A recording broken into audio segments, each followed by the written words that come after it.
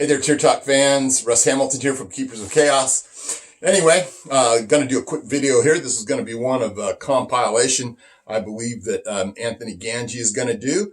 And I had to pick out a subject to fill, so I thought I'd pick out something a little bit different, a little bit unique.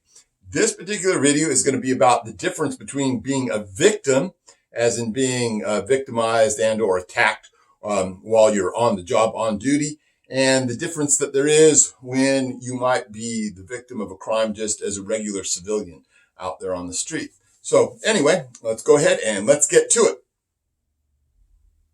So basically, the way I'm going to start this thing is I'm going to regale you with 3 different stories of things that happened personally to me. And so I'm going to start with the very first one. I used to have this gig that I worked in the late afternoon or late morning, really, early afternoon on the West Block yard. And overhead, I had actually, a guy with lethal force up there, model H&K, model 94.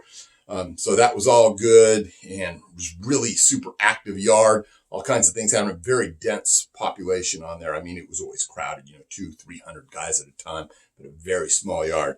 So anyway, this one particular day, I was, out by the back where the fence is. And I was just kind of, standing there, had an inmate maybe about, 7-8 feet in front of me. He was kind of talking to me, a little bit of chit chat back and forth. And I noticed another inmate start to come up on my side, and I thought he was coming up to ask me a question.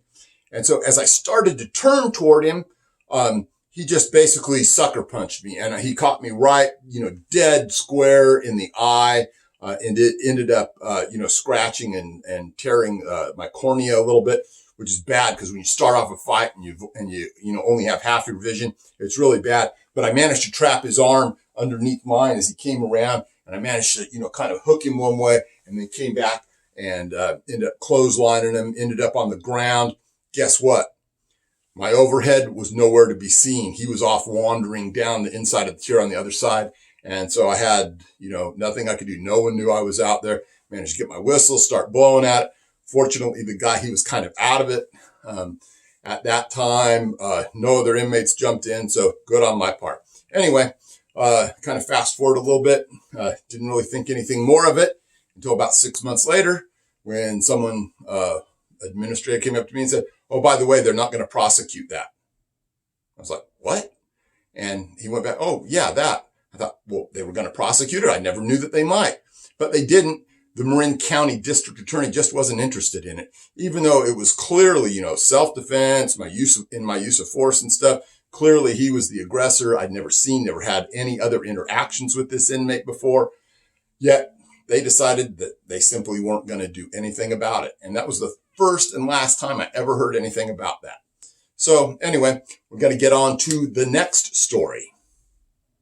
So anyway, story number 2. All right. This happened once again to me inside a segregation unit. And, I had an inmate. He was handcuffed.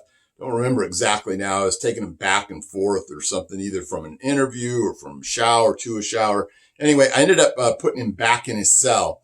And, for whatever reason, as I was trying to get his handcuffs off, as, he was inside and trying to, put his hands out, and I got one cuff off, he spun around and caught my left hand and started dragging me, into the food port. So at that point there, I had to, make a really quick snap decision. I decided I was just going to try and, and punch him. And so I missed, but I put my arm in there as far as I could because I knew that would, at least give me a chance to maybe break the hold. It was kind of a risk. And then I managed to, do a thing where I kind of like circled back around and re-grabbed his arm, pulled it out, managed to drag it back out, over the food port. Right then, thankfully, he saved my career, my sergeant, Sergeant Parker. And he says, like, in slow motion, it's like, "No." So I didn't end up breaking his arm, but I said, okay, well, let's at least get the bracelets off and everything. So anyway, I held his arm there. We got the bracelets, ended up with, some nerve damage to my hand. It still doesn't work right to this day. But anyway, time goes on, and, just pretty much nothing happened. Then after about a year of this, they said, oh, guess what? You know, that guy over there, he took the plea deal. Okay. So he ended up doing 3 years for what he did to me. And, that was the first and last I ever heard of it again. So anyway, that wraps that one up. So now we're going to move on to the next one. So anyway, story 3. Story 3 goes like this. It's my very last week as a sergeant. I'm in the process of retiring, right?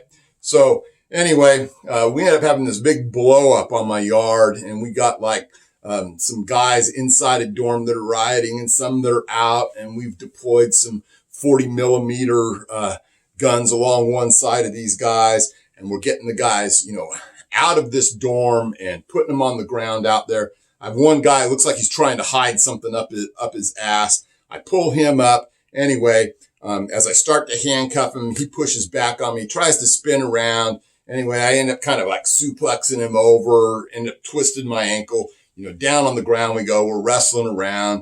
A couple other staff responded. We get him all restrained. But I sprained my ankle, which really sucks because they already had calculated, you know, all my pay and all my sick time that I had accrued and vacation time. So I had to tough it out the last, you know, I think the last 5 days after that or whatever. And anyway, once again, same old thing, and never heard anything from it ever again, really, except that they said that I think I called someone like 6 months later and they said, oh yeah, they weren't going to bother to prosecute. He did get found guilty in an internal disciplinary, lost some time and stuff, and well, that was it. So anyway, I'm going to take you now to the fourth and final story. Hang tight. So yeah, story number 4. It goes like this, you know, retired little old me doing my civilian thing, and in the store, I'm down there at Lowe's picking out some stuff, getting ready to, you know, buy some materials, get all my honeydews done.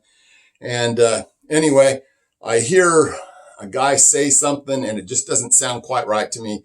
Anyway, you know, little hair standing on the back of I just knew something was wrong. So anyway, I abandoned my cart and I go down to the end of the aisle, and this guy is down there trying to rob the place, and he's trying to, you know, grab the register and get out. And so, anyway, the store manager comes up and starts telling, hey, you have to leave the store now. And so I'm looking at the store manager like, what do you want me to do exactly? Cause he kind of knew me a little bit. And so he's just make him go outside. So we kind of flush him outside. And as soon as he gets outside, he starts picking up these big, huge landscaping rocks, you know, and, all of a sudden, you know, he's like crashing these things into cars and trying to throw them at people. And so I'm dialing on my phone, and I have the local PD, and they're on the way, but they still can't tell me ever, you know, how far away are you guys? This is getting really bad. I really thought it was going to hurt someone. And then, he started to go across the road to this little place where there was like a Starbucks and stuff there. It's really bad. Now I'm really concerned that he's going to get in there and start hurting people, but I can't get close to him because he literally has, you know, some massive rocks. And he's hitting cars with them and doing all kinds of crazy stuff. So anyway, at that time, he has the last rock and he just manages to hurl it. I was a little bit too close. I catch it right in the leg above the knee. So then I'm just like, well, you know what? I'm already hurt. He doesn't have a rock. So I did my best, but that kind of slowed me down, and I rushed him as fast as I could. But just before I get to him, he manages to pick up a couple other rocks, thinking those aren't going to feel real good upside my head. But right then, the police chief of the little town I'm in, you know, he comes rolling up, and boom, dude hits his car with a rock. The police chief gets out. I circle back behind him. The guy's kind of now in a little bit of a standoff. He starts to reach up once with one rock. The police chief hits him with the taser. No effect, right? So anyway, just ends up that the guy goes back around the street, picks up another rock, and then he's starting to come toward the police chief. The police chief drops the taser, you know, pulls his handgun out, levels it up. The guy says, don't do it. And man, I could see everything. I could see his fingers starting to, you know, tighten on the trigger and everything. I thought, wow, this is going to go lethal right here, right now. And then dude dropped the rock. All right. So anyway, I I ended up, ambulance crew came by, checked me out, cool. It's not fine. I'm limping around. Once again, I've managed to get myself hurt a little bit. Not a big deal though. But anyway, I go ahead and I head on home. So about the instant I walk in the door and stuff, my phone rings. Well, what's going on? Well, it's that county's, victim services. They're calling me already just a few hours ago, and they're wanting to know how they can help me. And they're telling me about all my recourses against this guy and about how, if it goes to trial, that they'll help me and they'll be there with me and they'll talk me through it. And they'll tell me how afterwards I can go ahead and I can, file a civil complaint against this guy, possibly get some money. Well, you're not going to get money. You're not going to get blood out of a turnip, obviously. But anyway, they're with me through the whole thing. And so, a couple times I called them up, and asked them, if this guy had made bail or anything, and he hadn't. And, they're right there. They're telling me which day all of the court dates are going to happen. And they've sent me this big package of what all of my rights are. And they send me the thing I'm going to need because now he's taken a deal. And, he's supposed to do like 6 years or whatever. And they've gone ahead and sent me the packet to make sure that, that I'm going to be notified when he paroles or whatever. I never bothered to fill that out or anything because it just wasn't, that kind of a thing. And the whole way, I was being treated like royalty. So anyway, I guess that if we're going to get to what the moral of the story is, shame on you legislators out there. Shame on you administrators. Shame on your district attorneys who just think that correctional staff are cannon fodder for inmates. All right. That's not the case. I take that personally. I've been a victim, unfortunately, numerous times of violent crimes. But what I'm saying is, as a professional, when I'm out there, when I'm, being of service to the public, how come you guys can't back me? How come you can't make sure that, hey, everything's okay with me? How come you don't advise me of what my victim rights are? It's time for this to start changing, people. And so that's why I chose this particular subject. That's why I wanted to get this off my chest and just show you people, what the differences are. We need to start demanding more of our legislators. We need to start demanding more of our administrators, more of our elected officials. So just food for thought. And I thought I'd leave you with that. Because even in this day and age, even when civilians are treated fairly well with respect to that, they've kind of, not so much done away with that as they've just decided to start releasing felons everywhere. And they'll use any excuse. And that just means they're going to make more victims. But still, to a degree, if you're a victim as a civilian, you have way more action than you do as a correctional officer in this day and age. Hey, I'm Russ Hamilton. I want everyone out there to stay frosty, stay awake, stay aware. Don't be complacent. Stay safe, people.